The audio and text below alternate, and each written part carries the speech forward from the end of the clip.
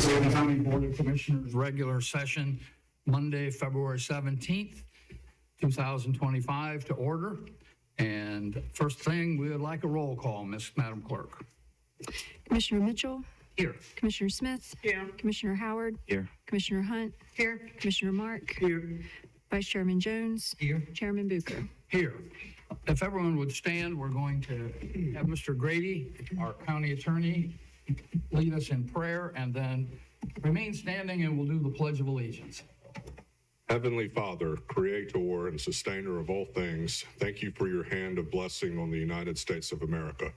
Thank you for guiding and protecting the land of the free and the home of the brave. We humbly ask you to pour your peace, mercy, and grace on Craven County. We pray that you would grant all those in this assembly the integrity of Joseph, the strength of Joshua, the faithfulness of Moses, the courage of King David, and the wisdom of Solomon, the endurance of Job, and the obedience of Jesus Christ as they face the challenges which may arise before them. Empower those assembled here to work efficiently for the justice of all people. Sustain them, encourage them, protect them, provide for them, guide them, and bless them as they work together in the service to our county. In the name of Jesus Christ, our Lord and Savior, amen. Amen.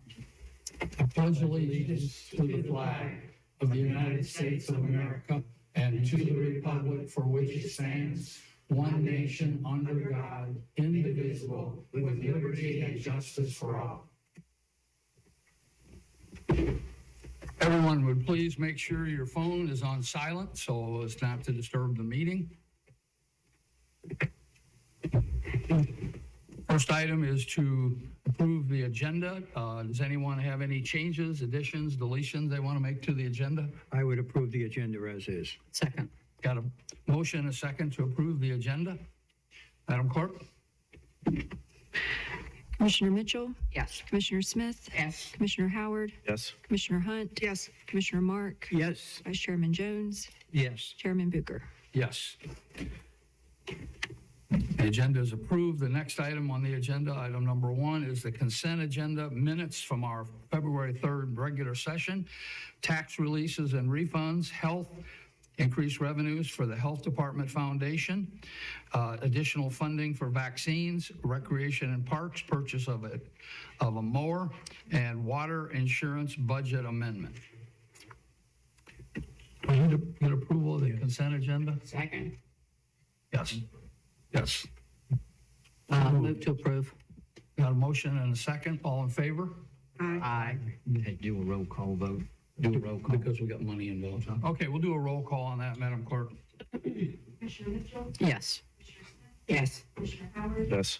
Commissioner Hunt. Yes. Commissioner Mark. Yes. Vice Chairman Jones. Yes. Chairman Bucher. Yes. Item number 2, Recreation and Parks, Harold Bate Foundation Grant Budget Amendment, Mark Seymour. Mark, welcome. Morning, Commissioner. Thank you for having me. Craven County Recreation and Parks has continued to experience a marked increase in attendance, particularly in girls' youth softball and beach volleyball. To address the growing demand, Craven County has invested and actively sought partners to make investments, enhancements, and improvements at all park facilities. Currently, youth softball share a single batting cage, creating a bottleneck during practices. An additional cage will alleviate the issue and better prepare Creekside to host district and state tournaments. Twin Rivers Little League Softball has already donated $5,000 to the batting cage project in December of 2024. Additionally, a frequently requested amenity is a shaded picnic area near the beach volleyball courts. The new shelter will not only benefit volleyball players, but also provide a gathering space for other park users, including those involved in football and soccer practices, as well as families hosting reunions and birthday parties. In November of 2024, Craven County Recreation and Parks Department was notified of a successful grant request of $40,000 from the Harold Bate Foundation, construction of both the batting cage and the picnic shelter. The grant requires a 50% match from Craven County, bringing the project total to $85,000. $70,000 will go towards the construction of the picnic shelter, and $15,000 will go towards the construction of the batting cage. We anticipate both these projects finishing up in the spring of 2025. Any questions for Mr. Seymour? I'll just say the shelter near the volleyball courts will also benefit parents watching their kids all summer long play volleyball in the heat, direct sun. So, good idea. Good idea. Thank you. That was the point of it. Thank you. I move to approve. Second. Motion is second. Any other comments or questions? Madam Clerk, call the roll, please. Yes. Yes. Yes. Yes. Yes. Vice Chairman Jones. Yes. And Chairman Bucher. Yes. We are continually grateful for the Bait Foundation and the funds that they continue to provide us. Absolutely. And on that note, our disc golf course, which they helped us with, it will be opening in March out of West Craven Park. So excited about that as well. Great. Okay, thank you, Mark. The next item is Social Services, Home and Community Care Block Grant, American Rescue Plan Act funds, budget amendment. Mr. Merritt. Yes. Good morning. Chairman. Good morning, Commissioners, County Manager. Thank you for having us. We made aware of the additional funding through the American Rescue Plan Act by the Eastern Carolina Council on Aging that was available for us to apply for to try to expand some programs or give some additional non-recurring services. So we have applied for some of that money, and we've been awarded the amount that you see there. What that will go towards is that we have a wheelchair lift that gets individuals who are not ambulatory in their wheelchair up the steps and to the stage and where they perform and things such as that. We're going to be expanding some programs for our seniors. We're also going to be able to give some grocery cards to our congregate participants and also some weekend meals and some technology replacement and enhancements that will help us in our health promotion classes and in the activities that the seniors do. We'll also be able to get some shelf-stable meals that we'll be able to give in times of emergency. And some of these things we would have to budget with some of our county dollars. So like the wheelchair ramp was something we would ask for, but we were able to try to utilize these funds in order to not use those. So, okay. Anybody have questions on this? Move to approve. I have a couple of questions. Sorry. So the wheelchair ramp, is that part of the capital outlay? Yes. That 39,000, that's where that's coming from? Yes, ma'am. Okay, and I have another question too about the meals. Yes. Meals on Wheels. We only have one driver for Havelock. I would have to look into that, but I'm not familiar with the routes, but I can get They that. get one hot meal a week and the rest are frozen. Yes, well, some meals, just depending upon volunteers, we can only deliver hot meals a certain amount of times because we don't have enough volunteers to go every day. Okay, So the more volunteers we would have, the more that we would be able to expand that hot meals to that route. so I remember at one time you were giving out gift cards to thank the volunteers. Are we still doing that? I believe that we are. Yes, I can follow up on that though to make sure that I'm 100% correct. Though. Okay, and I'm also curious, well, what are we doing to try to find new volunteers so maybe we could get? We're constantly, if someone wants to volunteer, they can contact the senior center. We have a volunteer coordinator that tries to work with the current ones that we have, and in the amount of time that they're not doing that, and the other things they do regarding the home delivery meals programs, they're also trying to find new volunteers. So. And how do we do that? I mean, how do we identify them and let people know that there's this need? Well, we use word of mouth and trying with our current volunteers. That's really the best way we found to be able to recruit. We try to go to events in the community as time allows. So those are a couple of ways. I can find out the other ways that we do as well. I'm sure they do some other things, but I don't have that exact information right now. Okay, I've heard about, maybe a need for that Oh, yeah. down in the southern end of the county. We would, anyone, if you know who would be interested in volunteering for that program, please, anyone that's watching or the commissioners or anyone in the audience, please have them contact the senior center, and I'll follow up with that information for you this week. Thank you. Okay, you're welcome. Could I keep going with what Commissioner Hunt said? Can we use social media to outreach? I don't think word of mouth is going to generate a whole lot of volunteers. Is there a way to look into longer term and come back to the board on some more aggressive campaigns? Sure. And I'm sure, Jeff, there's a process that, just like with the school volunteer, they have to go through background checks and stuff like that. Yes. Which may eliminate some folks. And especially, we want to make sure that we're sending out people that are reputable, considering the individuals that whose homes they're going to, and they could be vulnerable, to certain things that we want to try to stop from happening. And I get that. I know a lot of people in my circle who used to volunteer for Meals on Wheels. But I'm not picking up any widespread community knowledge of there is an ongoing need for volunteers. I would just add this, that a volunteer from that organization, from our senior center, will come to any meeting, any group meeting that you have. town hall meeting. Maybe when the Havelock commissioners meet, that she could come down and make a plea there. They'll come to your church and make a brief announcement at your church. So I think it isn't any one thing that's going to get volunteers to do this. I think we need to, if you have a town hall meeting, anything you do where there's a gathering of people, if we can get, I know I talked to Alyssa before and she said that she would have someone come to any event just to spread the word. I will be inviting her. Okay. Thank you. And you can go to her as well. I'm sorry? You may go to her as well. Yes. She's available even if you want to have a meeting in Yeah. the building. So I would like, I think we can all work. It's not just your area. They're short drivers, period. And I think the two things that started it. Number one was when the price of gas went crazy, that was a problem. And then during COVID, people didn't want to interact, which was stupid. We should have, but we didn't because we bought the Kool-Aid. And so now a lot of those people haven't come back. And Jeff makes a great point. It's more than just dropping off a meal. These folks want to talk. They want someone to interact with them because most of them live alone and they don't have any outside interaction. Maybe they're housebound. Most of them are. So he's right. We need the right type of person that's willing to go and do that. I did it a couple of times with a friend who was on a regular route, and it's a ministry, is what it is. It really is. It's helping those who need help. So anyway, we can all pitch in and work on that one. Any other comments or questions? I would like to commend Jeff for providing chef-ready foods for those people that can't get out in times that no one can get to them. I think that's a great idea and much appreciated. Yes, we typically just, we've had some weather events, but we always try to have some shelf-stable meals available, and we give those kind of when the season starts for when our summer storms and also prior to our winter storms, and we try to explain that these meals will last up until a certain time and try to keep those for when we can't come out. But if it's get to the end of the time for where those meals aren't going to be good anymore, of course, go ahead and eat them. We don't want to wait for that. So. Yeah, we always try to do that. So, because we understand that when we can't get out, as Commissioner Beaker said, that that meal may be the only meal that they get that day. So, we want to try to make sure that we can still serve them in times where maybe our volunteers can't get on the road. Okay, anything else? We have a motion. Do we have a second? Second. Okay.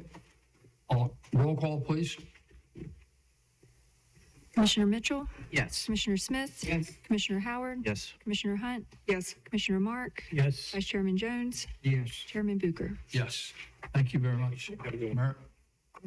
Yes, one more thing. Yeah, I'm sorry, Mr. Merritt, I need to sidestep on something. Reading your report last night, I made the observation while our opioid death rate has decreased dramatically, the rate at which the babies in Craven County are being born on drugs in their system is increasing substantially at the same time. I don't know what the solution to that is, but I just wanted to point that out to everyone that we need to start looking for solutions to decrease that rate. Because I went back many reports and it used to be 2 to 4, 6. Now it's 6 to 12. We do have some high months. I think if you look over the years, that number peaked 2 years ago, and it is coming down some. But you will see some higher months, and you will see some lower months as well. So, but looking over longitudinal, it may have decreased. But I think the one that we had this month, we had an unusually high number of children. So. We're trying to, the program we talked about START, that's not really going to be able to try to stop those prenatal drug use. I've actually spoken with an individual doctor that's trying to do a high-risk clinic at ECU. I think the health department has too. I think he's going more through there where they're trying to send individuals who may have substance abuse addiction illness while they're pregnant to go there to try to get treatment, and also, just awareness and trying to make sure that people are getting prenatal care. That's something that unfortunately our office does not become involved with until after a baby is already born and is born positive. But, that is something that, of course, we want to try to curb and, reduce that number as much as possible. So thank you for bringing the attention to that, Commissioner Hunt. Okay. Thank you. Anything else? Thanks. Thank you. Y'all have a good one. Item number 4 is the sheriff, justice assistant grant, program grant, budget amendment. We got 2 items, so Sheriff, Chairman, Vice Chair, Commissioners, welcome Sheriff, and also he brought his team with him today. entourage with me. Yes, sir. I did brought a few members with me this morning. We've got Captain Scott, who oversees special operations, Sergeant Berkman, who was very instrumental in assembling and putting this JAG grant together. I've asked him to come here and do the presentation on this budget amendment that we need, what this grant will enable us to do, where it will take us, and how it was much needed. And then I will get into our second item as well. So, Captain Scott.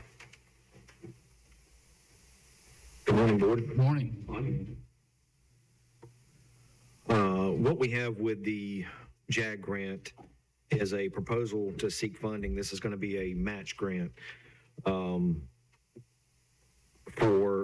this is not a match grant. This is the reimbursement grant for the acquisition of a state-of-the-art ID badge printer to enhance the operational readiness and accountability of our law enforcement officers. In an era where effective identification is crucial for ensuring officer safety, our current badge printing system falls short, suffering from inefficiencies. So basically what this is a new printer that we need to print our credentials that gives us it's just documentation of the authority that we have in the county. We have deputies right now working that don't have such credentials because of the outdated machine and software. So this would alleviate that if you guys approve. Question for the deputy on this purchase, I guess we'll call it. Yes, Ms. Pitt. The badges that you are printing, are they soft? Are they hard badges like the one you're No, wearing ma'am. there? These, I brought an example, and this is just a printed copy. They will be like our ID card, our identification card. It'll be, I believe, PVC plastic that it's printed on. And this will be in a safe place that the average individual can't get a hold of that printer. Correct. Yes, ma'am. Okay. Any other questions? Do these badges also grant access to different buildings and exit levels and stuff like that? They will not, just because of the new system the county went with countywide. It's not going to operate on the same software. So unfortunately, we would like for that to happen, but unfortunately it will not happen. Okay. They will just be for identification purposes. Okay. Any other questions? Okay, do I have a motion? Second. A motion and a second. Call the roll. Commissioner Mitchell, Yes. Commissioner Smith, Yeah. Commissioner Howard, Yes. Commissioner Hunt, Yes. Commissioner Mark, Yes. Vice Chairman Jones, Yeah. Chairman Bucher. Yes. Before he leaves, I would just like to share with the rest of the board, they may have read this, and with the public in particular, and everybody knows what's going on in Washington, D.C. if you're paying attention, and that the current new administration, after 4 weeks, is digging into literally every department to find out what's going on and how are we spending money and who do we have to administer that spending. So this grant to get this printer, and I'm thankful for it. Yes, sir. We're getting it from the federal government. We're getting tax dollars that we sent there that they're now giving some back to us. But as I'm looking through this, they're attached to this request. There are, get my numbers right here. Attached to the request, there are 67 conditions that we have to meet to be eligible for this grant. 67. You would be amazed if you read these conditions. I'm going to read one of them for you. Just take a second. Encouragement of policies to ban text messages while driving. Pursuant to Executive Order 13513, federal leadership on reducing text messages while driving 74 Federal Regulation 51225, October 1, 2009, encourages recipients and sub-recipients, grantees to adopt and enforce policies banning employees from text messages while driving any vehicle during the course of performing work funded by this award, and to establish workplace safety policies and to conduct education, awareness, and other outreach to decrease crashes caused by distracted drivers. Did you know that you have to do that to get this grant? It's unbelievable. It's unbelievable. That's just one of the stupid many conditions that we have to agree to so that we can get a federal grant. And it's no wonder we have 500,000 bureaucrats running around Washington, D.C. making these rules. So I just thought you'd all find that interesting. I did, and I found it frustrating. Absolutely. So thank you. Thank you, Chairman. Okay. Sheriff, the other one you're going to talk about today is funding a part-time position, correct? Yes, sir. This is going to be a state-funded part-time, we call it a bailiff position.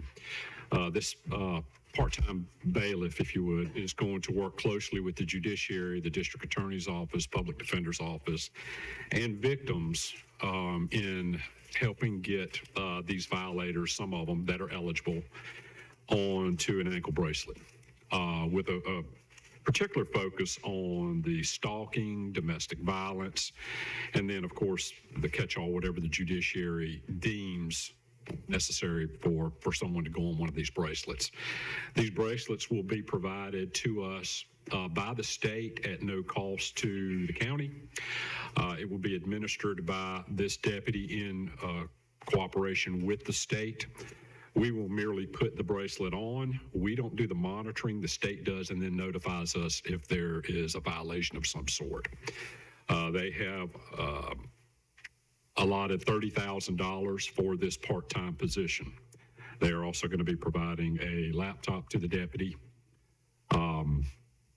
And once again, the money to cover, which should be more than enough for a part-time position to be covered. But it's fully funded by the state. My request today is that commissioners accept this funding. So this funding today is for $15,000, which is for the balance of this fiscal year. Yes, sir. And then And it will when be we do in the new budget, it would be for $30,000 for the next year. Yes, sir. Is this ongoing or is it a one-time deal? No, it is going to be a recurring program. Okay. Other questions? I have a question. You said this bracelet is for perpetrators of stalking and domestic violence? That's where they've started it, but they've also broadened it to see what any other violations that the judiciary wants a bracelet put on someone. Sheriff, I got to be honest, okay? I don't want perpetrators of domestic violence out on a bracelet. I have had friends in similar circumstances, and that system did not protect them. I will be very honest, I'm going to vote no. Right. Because of the target. Thank you. And that's my concern with this. I understand how the EOMP program works, but this is taking it out of our county. So now we're going to rely on somebody from state and Raleigh to monitor these very dangerous individuals.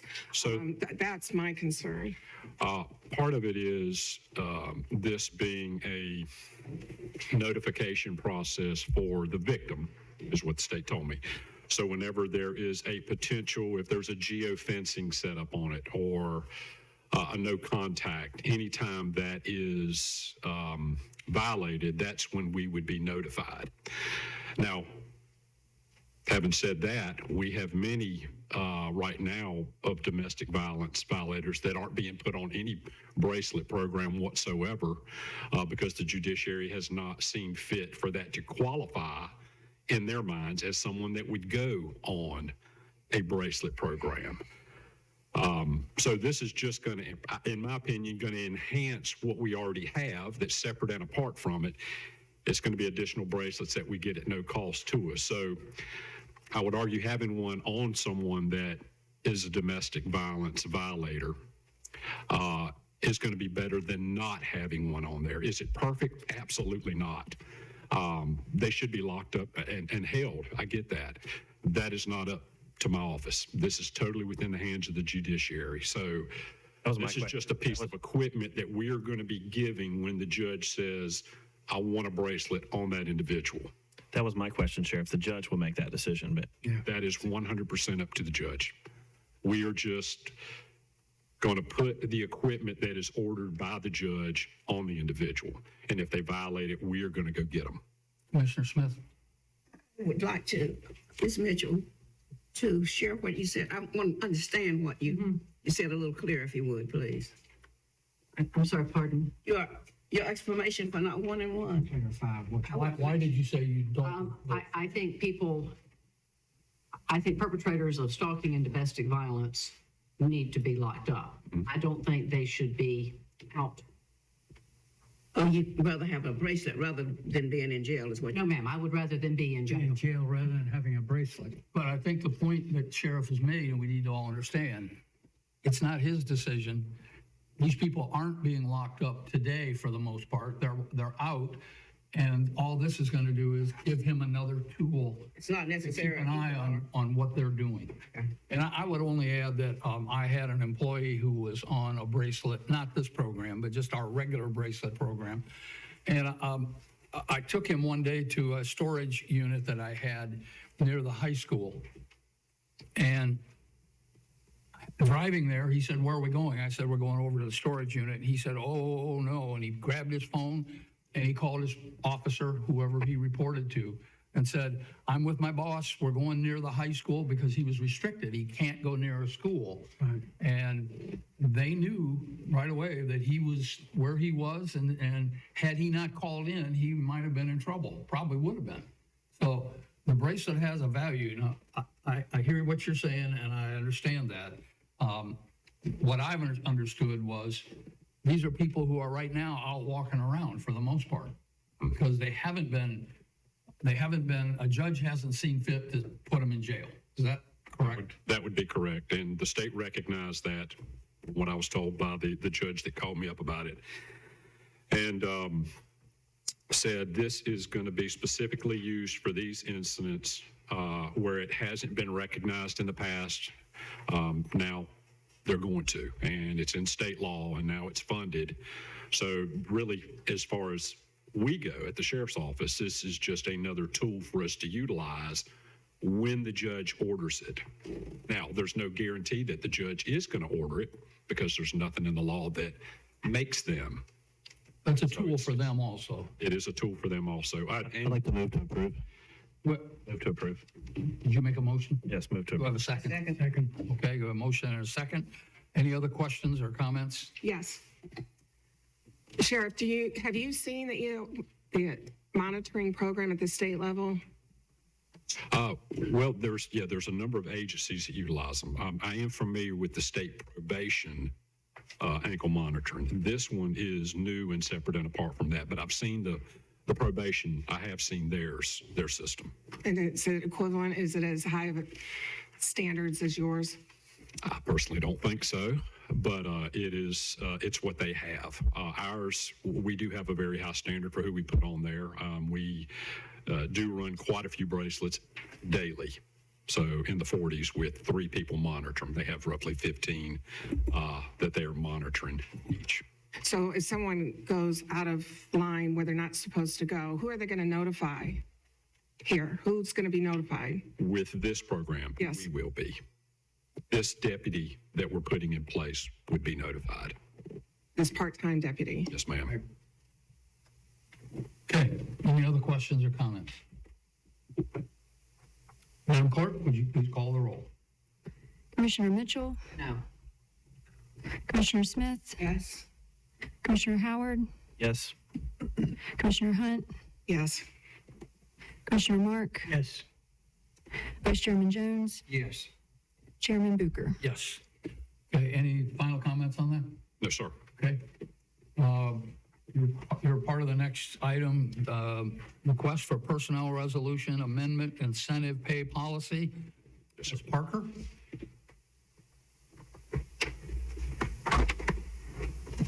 Good morning. Good morning. It's nice to have an entourage with me today. Usually it's just me. I'm here to request an amendment to the county's personnel resolution, Article 4, the pay plan, Section 16, incentive pay policy. This policy provides incentive payments paid per pay period for certain positions where work circumstances or environments may be less favorable than those for positions and other counterparts in the same classification. The current policy provides incentive payments for nurses assigned to hospice, social workers assigned to child or adult protective services investigations, and deputies serving as school resource officers. The detention center operates 24 hours a day, 7 days a week, and it must be staffed accordingly. Currently, all detention center officers and detention center supervisors are rotated between day shift and night shift because most employees do desire not to work night shift. And this rotation method is used to try to keep the burden of night shift distributed more equitably across the detention center workforce. But rotating the shifts can make establishing a work-life routine difficult for employees. This practice has resulted in resignations, candidates rejecting employment offers, and it may deter qualified applicants who are unable to rotate shifts due to family, school, or personal reasons.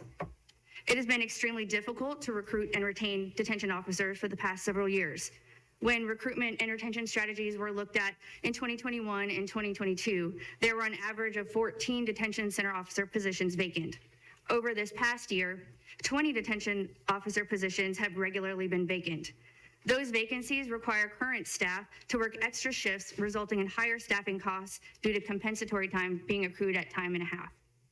Detention center leadership feels permanently assigning detention officers and detention center supervisors to night shift may alleviate some of the recruitment and retention challenges associated with rotating them all. An amendment to the incentive pay policy to include a flat $240 per pay period incentive for those permanently assigned to work night shift is requested.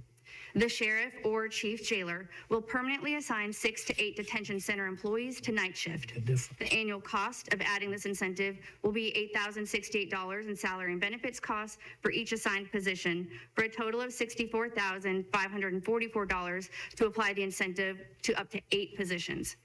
The cost to implement this incentive for the 8 remaining pay periods of this fiscal year is $19,860, and the detention center budget has the financial ability to cover that cost due to lapsed salaries. The policy language is included in your packet for consideration. Do you have questions? Questions, anybody? I'm just a discrepancy I'm wondering about, and just for clarification. The annual cost of adding this incentive will be $8,068 in salary and benefits costs for each assigned position. And then in Article 4, Section, what was that, B, it says not to exceed $6,240 per fiscal year. Is that just pay versus pay plus benefits? Correct. Okay. Any other questions? Mr. Chairman, Yes, sir. So at the end of last year, we had increased the incentive pay, correct? For, didn't we do it at the end of last year?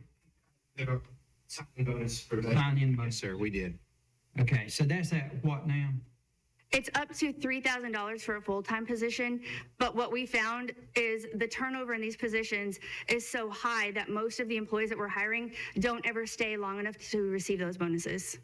We had, I took a look at the turnover numbers, and we processed 106 terminations in roughly 20 positions. So there are 43 detention center positions, and those 43 positions, we had 106 turnovers, and really it was the same, about 20 positions turning over again. And so we haven't really had a very small number of people receive the bonus. I think we have 2 that have been here long enough now to get the retention bonus portion of it, where it's paid at a year. But we're still offering it, correct? Yes. So it is part of an incentive package that this board put together to incentivize folks to come. Yes. At the current time, how many vacancies do we have for detention officers? At the last report that I ran at the end of our payroll, we had 21 vacancies. 21 vacancies. And those are in the detention center positions. We had, I think, 1 administrative position that was vacant, but largely it's the detention officer positions. I think you've done an excellent job. The team's done an excellent job in putting together $240 for, and I think you've done it correctly in putting night shift versus day shift. My question and concern would be, and not to say we got to do it today, but if we got 20-some vacancies, the 92.31 per day that we've got, I reckon that pertains to, That's for the social workers and the hospice nurses. so what is the day pay for detention officers? I'm confused. Like I the- thought the $240 was for the night shift. Right, so it's What is it incentivizing, for the day shift? there's no incentive for day shift, No incentive for day. no incentive for day shift. Why if we got that big of a void, Sheriff, are you seeing it more at night than you are a day, or, I mean, I've asked our chief jailer, Captain. Deputy Smith is here with us. Chad?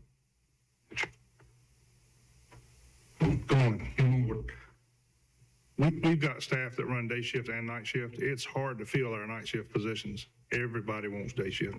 I mean, when they come in and interview on a day position. So what we're trying to do is follow some other counties that are paying a differential to try to put that night shift together and make it a permanent night shift when you come on board. For that extra incentive pay. okay. I reckon where I was going with my thought process, thank you for sharing, is that if we've got that many vacancies, I think you've done the right thing in incentivizing the night shift. But do we need to look at incentivizing more during the day shift? I mean, 20 vacancies, this is continuing on and on. It's time to go ahead and let's do something about it and tackle it. The day may not be the day to do it, but, you know, Well said. I think we got to go ahead and get serious about this and put it behind us one way or the other. I don't think anybody disagrees with that. I would only add that in my youth, I worked in a situation where I had to do the shift changing back and forth, and it was brutal. It was brutal, and nobody wanted to go on. And we got an incentive to do that 50 years ago. We got an incentive to do more than 50 years ago, 60 years ago. There was an incentive to work nights, and we did have guys that chose to work nothing but nights. And once they got used to it, they said, hey, I got my day. I can sleep for a while, then I can go play golf, wash my car, or do whatever I want to do in the daytime and during daylight hours.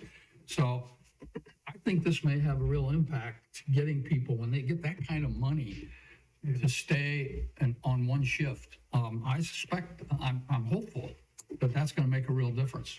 And our hope is if we have people that don't have to work night shift, then we would have more people who are interested in working day shift because they don't have to do that rotation. We have a request for proposals out there right now to do a comprehensive classification and compensation study. And that is a big focus of that study, is looking at the pay structure for those positions. And it would include all of the detention officer positions. I just have a question, Amber, Sheriff. Do you feel like we need to look into the day thing in the future? I mean, I know we're looking at night shift right now, but does that need to be addressed? I would say anything we move toward compensating them appropriately for what they're doing. You know, I will say, in my 6 years there, I've never had someone come into my office and go, you know, ever since I was a young child, all I've ever wanted to do was work in a detention center. It's never happened. And to go back there and see what they have to put up with day in and day out from people that clearly do not like them. We know they don't like to be there.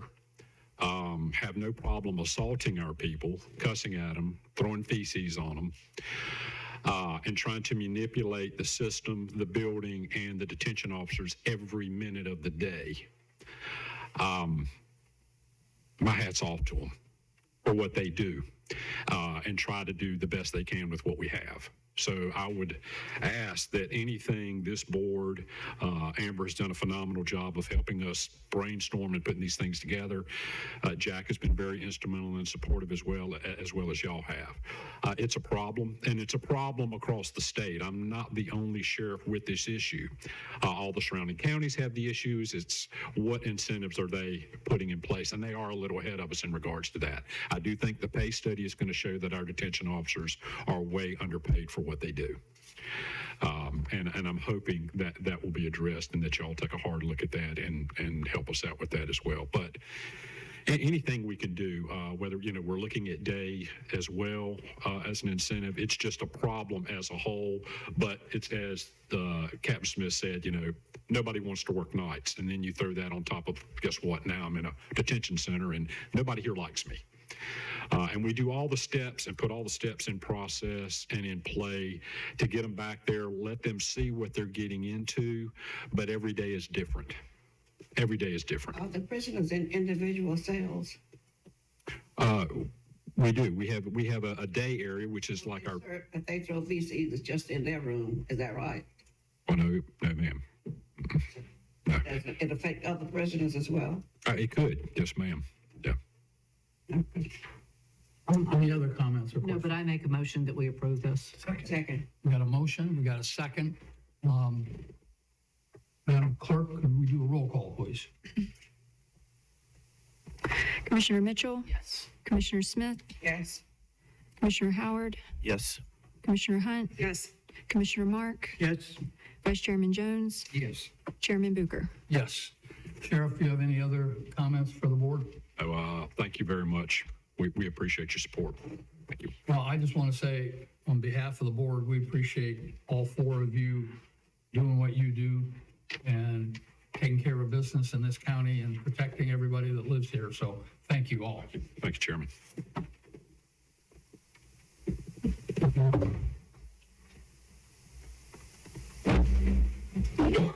Item number 6 is appointments. You'll notice, board, that there are 4, 5, 6 under pending. And then under current, we've got a few that we need to address today. The first one, Craven County Board of Adjustment, Bud Stilley seeks reappointment. Do I have a nomination for that board? Yes. Have a nomination. Any other nominees? Okay, by acclamation, he will be reappointed. The next one is the Recreation Advisory Board. Cortisha George vacated her seat and resigned at the end of January. Carlos Kolozewski seeks to fill that vacancy, and his application is attached. Do I have a nomination for him? You do from me, sir. Okay, are there any other nominations? By acclamation, he will be appointed. Local Emergency Planning Committee, Larry Maris seeks reappointment, Community Hospital Rep.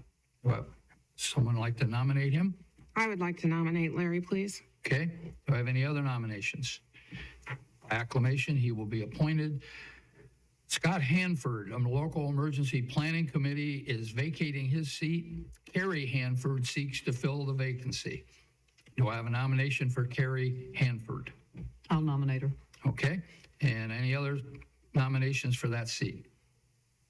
She will be appointed by acclamation. And Board of Equalization and Review, Rodney Russell seeks to vacate his seat. Brian Ipock seeks to fill the vacancy. Mr. Chairman, I nominate Mr. Brian Ipock. Okay, we have a nomination from Mr. Brian Ipock. Do we have anybody else that'd like to make a nomination for that seat?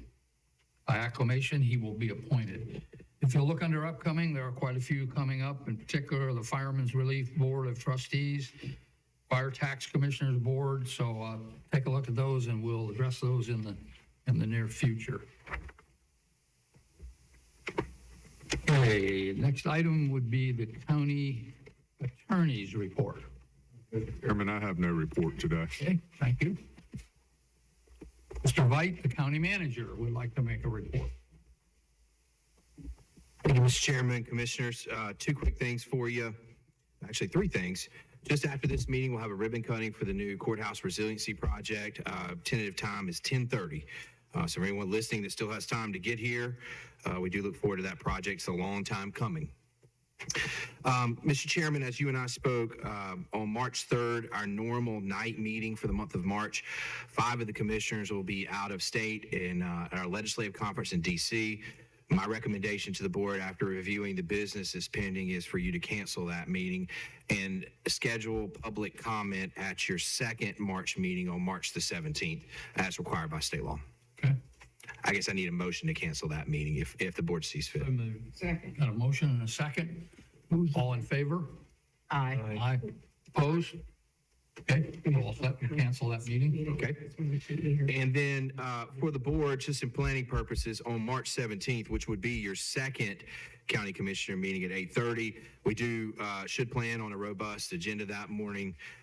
We would like to also schedule with you a work session. As typical in the past in March, we will go over a few items, most particularly an early budget preview for the board, capital project review, and a few other things that are just pending that need to be discussed at a work session. So if agreeable to the board, we go ahead and make that schedule. For the 17th? For 17th. And the way we do that is we'll go ahead and run through the commissioner meeting first, then go directly into work session after that. Okay. We will provide lunch that day, and I do have one more request for March 17th. We will be ready to schedule the ribbon cutting for the new Department of Social Services building. If the board sees fit, we were thinking somewhere about 2:30 or 3 o'clock after the work session, just kind of keep one long day going, go over and go ahead and knock that out. Is that agreeable by the board? Sounds like a plan. Okay, and we will reach out for that ribbon cutting because there were so many different partners, Social Services Board, our state legislators, folks who were instrumental in either helping us fund it or build it and move forward there, so. Okay. Okay, Mr. Chairman, that's it, unless there's questions or comments for me. Anybody have any questions for the county manager? Thank you. Yes, sir. Before we do commissioners' reports, I see we have a guest in the audience. Ms. Young, did you have anything for us today? I'd like to get an update.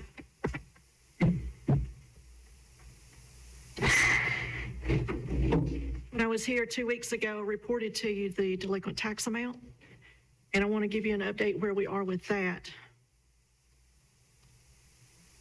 On February 7th, our delinquent tax notices were in mailboxes, and we've had quite an effect from that. When I reported to you February 3rd, we had a delinquent tax amount of $3,375,861.43.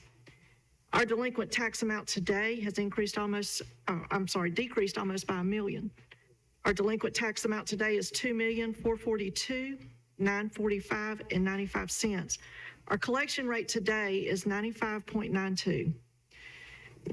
95.92. And keep in mind as well, in that 2.4 million, there is just shy of 300,000 for one taxpayer. And bank attachments are out, wage garnishments are out, debt set-off letters are about to be out as well. Is that payer unwilling or unable to make the payment? Do you know? Habitually. This taxpayer will pay. Yeah, okay. It always has in the past, but it's habitually late. But again, the collection rate, I'm not satisfied unless the collection rate begins with 99. So we've got some work to do. We've got a little over 2 million to collect to get there. Okay. Okay? All right, thank you. Thank you, Any sir. questions for her? Okay. Thank you. Okay, commissioners' reports. Ms. Smith, I'll start with you. I don't have anything today, thank you. Okay. Yeah, I have the Naval Clinic on board. Marine Corps Air Station Cherry Point will have 2 VA primary care providers starting to see patients next month. They're still looking to hire a third. I would advise all veterans that does not have base access to ensure that their VA card is current and up to date so they can get to their appointments. They haven't given an exact date when they're going to start seeing patients, but it's going to be in March. They're ready to go. Very good. Thank you. Commissioner Mark? I think. Just like to thank the county manager and the planning director, Chad Strawn, for going with me to look at some of the vacant properties in my district. Even though this has been a while, it's proven to have been pretty successful, the places we targeted. One place, a few weeks later, a man was arrested for dealing drugs out of that location. So we checked it out. We had some suspicions while we were there that something was going on, but obviously no authority to address it. But I was informed by our fire chief that maybe a week or two after that, a gentleman was arrested for dealing drugs in that vicinity.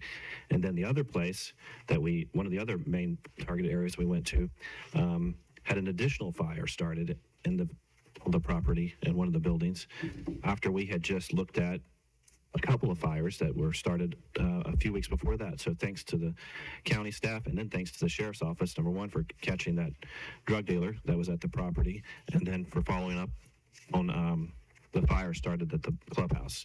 I called Mr. Lieutenant Luszewski, is he a lieutenant now? And talked to him yesterday because I saw police officers just driving everywhere, and they were following up and making sure, these young men that were there starting the fire were not back trying to do it again. So thank you for that, and thank you to the staff. Okay, thank you. Yep. Commissioner Mitchell? Nothing to report. Thank you. Vice Chair? Nothing. Okay. I don't have anything to report, so we will recess this meeting and reconvene across the street in about an hour. Is that correct? Okay. And do the ribbon cutting, and after the ribbon cutting, we'll have a tour. Okay? Do that, the recess part of it. Yes, sir. Okay, I move that we recess this meeting and reconvene by 10:30. Second. Okay, we got a motion and a second. All in favor? Aye. Okay. Opposed? We are adjourned to reconvene across the street. We're recessed. Thank you.